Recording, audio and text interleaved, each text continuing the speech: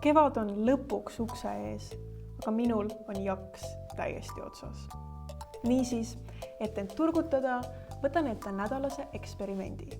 Testin, kuidas toit, uni ja liikumine enesetunnet päriselt mõjutavad. Söön tervislikult, magan korralikult ja panen end iga päev proovile ühe erilise põneva väljakutsega.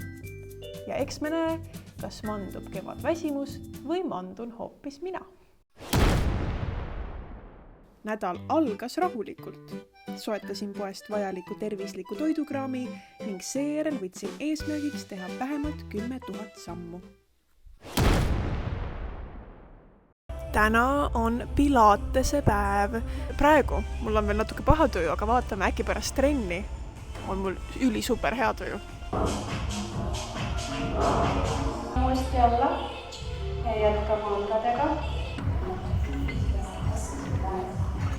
Ma pean tunnistama, et korralik trenn oli, aga tegelikult tuju tõesti läks paremaks.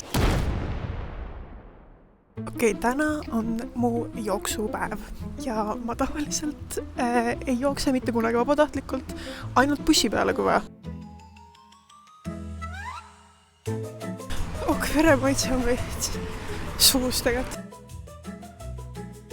Nüüd kodus tagasi, tegelikult ei olnudki nii hull, aga peaaegu jäin auto alla.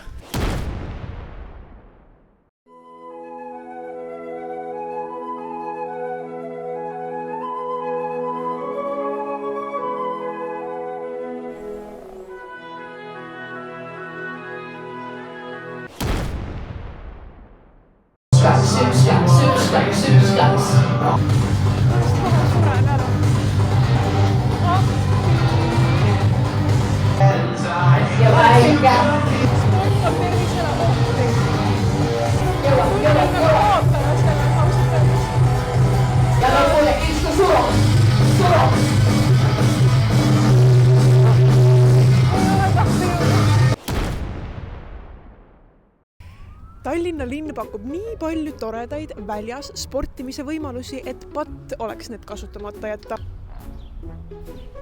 Kas siia käib kann või pea? Mida sellega tegema peab? Tervis tuleb täiega praegu.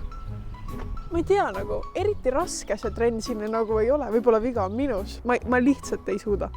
Okei.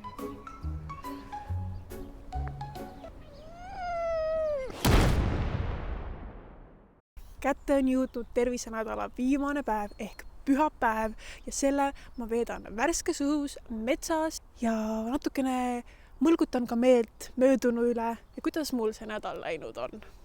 Olgu õhus maadad ees, käid ja annab teha sporti. Aga mida siis sellest nädalast järeldada saab?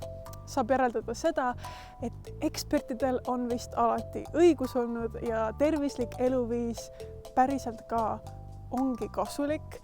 Minul igatahes oli palju rohkem energiat, ma sain palju rohkem asju tehtud, mu enesetunne oli märkimisväärselt parem. Mina kindlasti kavatsen trennis edasi käia ja liikuda, sest see energiapomm, mille ma sain pärast trennis käimist, oli lihtsalt seda nii väärt ja enesetunne oli pärast nii hea. Ja võib-olla ma kavatsen ka magada korralikult, ka edaspidi. Aga seda veel vaatame. See ei ole kindel.